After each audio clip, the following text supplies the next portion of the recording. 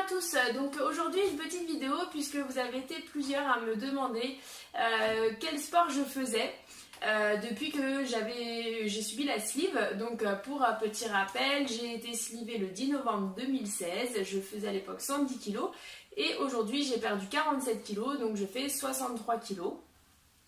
Voilà, donc j'ai repris le sport après mes 1 mois post-op, mais bien évidemment une fois que mon chirurgien m'avait donné son accord. C'est très important d'attendre l'accord du chirurgien pour reprendre le sport, puisque parfois selon chaque personne, certains sports peuvent être repris plus rapidement que d'autres, etc. Donc il faut vraiment demander l'avis à son chirurgien. Pour ma part, donc il me l'a autorisé à 1 mois post-op et il me l'avait conseillé de faire du sport en salle. Chose que je n'ai pas faite, tout simplement parce que moi je ne suis pas une sportive de base et l'idée d'aller à la salle de sport l'hiver ou quand je suis fatiguée ou autre, je savais que ça ne me motiverait pas et que je ne serais pas assidue. Donc j'ai opté pour le choix d'un vélo à la maison. Donc j'ai pris le vélo elliptique, c'est le NordiTrack E400 pour ceux que ça intéresse. Voilà, et donc je fais en moyenne 3 heures de vélo par semaine, à savoir qu'à ça il faut rajouter des exercices de renforcement musculaire, ce qui est toujours compliqué pour moi et ce que je vous montrerai pas aujourd'hui parce que j'ai encore pas de programme vraiment déterminé. Je suis pas assez assidue dans les renforcements musculaires, donc j'aurais trop peur de vous donner de mauvais conseils ou autre. Donc voilà, donc je fais le choix de vous montrer mon vélo, mais j'irai pas plus loin dans ma routine sport. Voilà, donc le sport je le pratique en moyenne 3 heures par semaine. Faut savoir que ça c'est aujourd'hui. Quand j'ai repris, je faisais 30 minutes par jour. Par contre j'essaie de le faire tous les jours. Et puis après avec le temps, quand j'ai réussi à reprendre un petit peu en endurance, j'ai changé la cadence, donc j'y suis allée progressivement. Après je faisais 45 minutes et quand j'y suis arrivée à faire les 1 heure, je faisais 1 heure un jour sur 2 parce que sinon ça faisait trop et j'arrivais pas à maintenir le rythme. Donc du coup je suis restée après à 3 heures par semaine. Alors bien sûr c'est un idéal, il y a des semaines où c'est comme tout le monde, ça va m'arriver de ne pas pouvoir en faire 3 heures ou des semaines où je vais en faire 4 heures.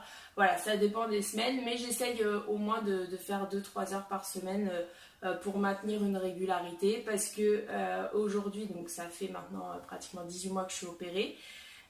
Et il faut bien avouer que effectivement la sleeve a fait son rôle puisque je suis très contente du résultat.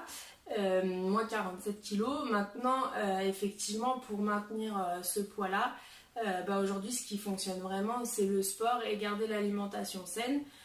Donc du coup voilà, il faut vraiment garder la régularité et puis au-delà de la perte de poids, le sport il permet vraiment d'affiner la silhouette, de se muscler, etc. Et donc même si au niveau poids il n'y a plus trop de changements actuellement, et en tout cas au niveau de l'apparence je continue quand même à m'affiner grâce au sport, donc ça reste quand même super important. Voilà, donc du coup pour que vous ayez un aperçu, je vais faire ma séance avec vous. Donc ça va être parti. Donc alors au départ c'est pareil. Au départ, donc pour vous dire, ça va de 2 à 20 au niveau de la force pour avancer sur le vélo elliptique. Au départ je mettais en fait en roue libre, quoi. Il n'y avait même pas de force derrière et je faisais 30 minutes. Voilà, c'était tout doucement. Et donc maintenant en fait j'essaie de faire des petits paliers de difficulté pendant toute la séance d'1 heure, en sachant que au minimum j'ai sur les forces, je suis pas experte, donc voilà pour ceux qui comprendront. En tout cas sur la force je suis entre 4 et 10 en fonction de la séance, des moments de la séance. Et voilà, et donc je fais 1 heure entière. Donc là c'est parti, donc j'allume le vélo. Voilà, je mets donc la résistance, voilà, excusez-moi, je trouvais plus le terme. La résistance minimum c'est 4. Donc là vous avez la vitesse, le nombre de calories, le nombre de tours que vous avez effectué, ça représente les terrains d'athlétisme. Et puis le temps et la distance que vous avez parcouru. Donc voilà, on pourra regarder le petit bilan au bout d'1 heure de course. Donc c'est parti.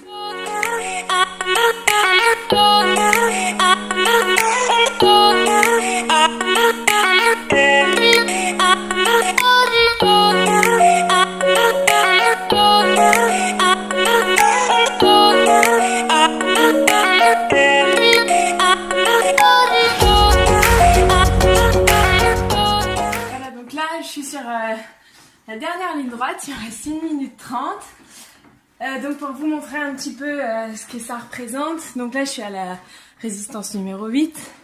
Là vous avez le temps. Là j'ai fait 34 tours de stade, l'équivalent de 34 tours de stade, ça représente du coup 13 km 500 à peu près. J'ai dépensé pour le moment 626 calories.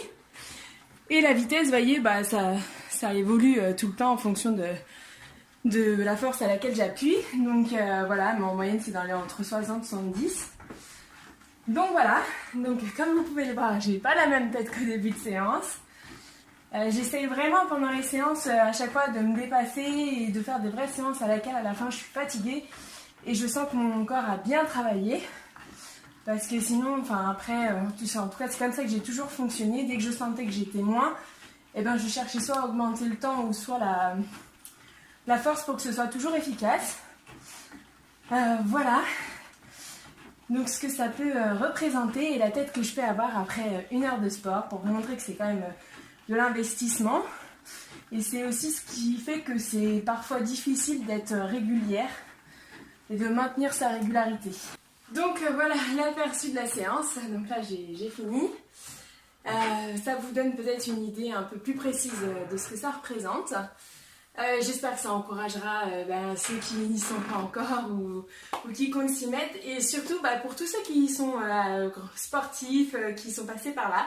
Puisque comme je vous l'ai dit, moi c'est vraiment petit à petit et je suis loin d'être une grande sportive. Donc je suis vraiment preneuse de tous vos conseils. Voilà, écoutez, j'espère que cette vidéo vous aura apporté des informations. Surtout n'hésitez pas si vous avez des questions ou autres à me laisser un commentaire. Comme habituellement, je vous répondrai avec plaisir. Comme d'habitude, je vous mets dans la barre de description juste en dessous les liens vers les produits que je trouve très intéressants après une chirurgie bariatrique. Pour vous abonner, n'hésitez pas à cliquer sur ma photo qui apparaît juste ici. Et pour voir ou revoir l'une de mes vidéos, vous pouvez cliquer sur l'image qui apparaît juste là. Je vous souhaite à tous un bon week-end et je vous dis à la prochaine!